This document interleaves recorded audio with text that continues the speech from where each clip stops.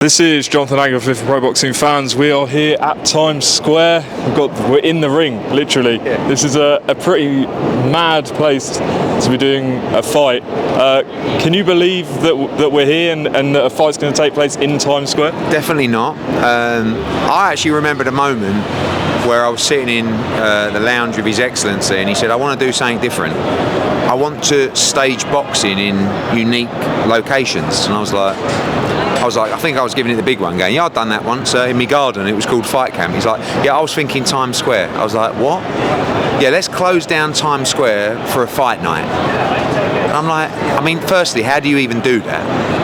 And I honestly think, like, throughout the whole process, other than probably a few weeks ago, I was just thinking, no chance.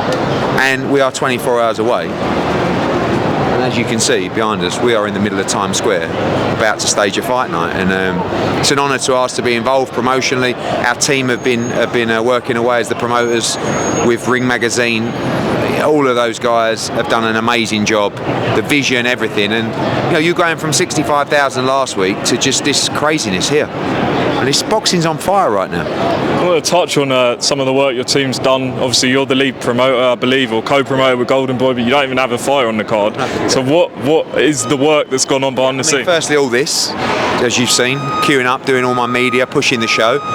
But more importantly, in this one, it's the work that's been done on the ground. I mean, Frank Smith, Helen Mox, and all the operations team done such a great job. And as you can imagine, it's a very difficult job. I mean, it's a difficult job doing a show anyway, especially when doing one outside, but especially doing one at one of the most iconic landmarks in the world. And this is all built out of the vision of Turki Al Sheikh and Ring Magazine, and it's quite surreal, really. I just actually took a video when I got in the ring, and I sent it to Turki, and I just said, "You crazy fucker," and he just replied with flames. And it's like, they don't really fail. Obviously, your dad did so many iconic fights, but what does he think about all of this?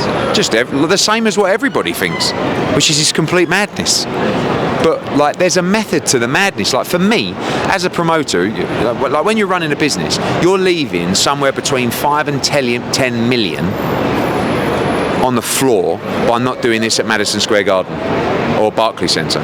But actually, the vision is kind of beyond that. It's a bigger picture where you're saying, yeah, but imagine the eyeballs that are tuning in to watch.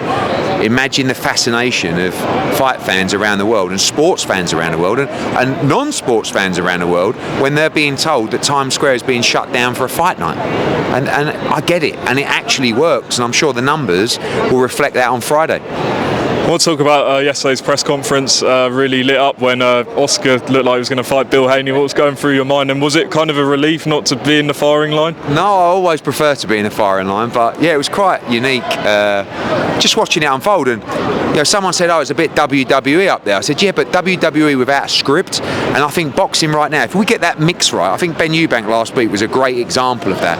That was like theatre, but it was real. And that's what's going to make boxing so big: the narrative, the storyline, the characters, and we had a bit of all of that yesterday at the presser. What's your thoughts on the main event? What chance do you give Rolly? I really like Rolly. Ryan looks well. I think he deserves a lot of credit for the way he's got himself back on track. And he's a great fighter with very fast hands, and he's sharp early. And I think Rolly might struggle with that. If he can get into the fight, I think, I'll give him a shot, but he's got to be careful early in that fight. And then just going back to last week, absolute craziness with Benn and Eubank. Simon Jordan, though, said that if that goes down in history, then history has a pretty low rent to it. I don't know if you've seen those comments. Yeah. Mad, really. I mean, I don't think there was one person on the entire planet that didn't think that was the most incredible spectacle ever. I mean, the storyline, the narrative, the fight, the product. I get it. I get if you build this narrative, it's got all this hype, and then the fight doesn't really deliver. But what we saw was one of the greatest fights I've ever witnessed. Every person that tuned in on DAZN, every person that was in the stadium, all went, that was absolutely incredible. Apart from Simon Jordan.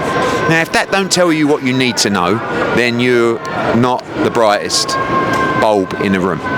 So, sorry, Simon, just for once, say, hands up, That was unbelievable. Just on Conor Benn, he's obviously arrived here. What's the chances he fights Garcia next? I mean, look, we've signed for the rematch, so His Excellency's already said he wants that in September. I mean, that's huge. But he will be returning to 147, and when he returns to 147, he's going to be fighting all those big names. His stock's gone through the roof, and we'll see what's next. Just on Tyson Fury, do you think he's coming back for AJ?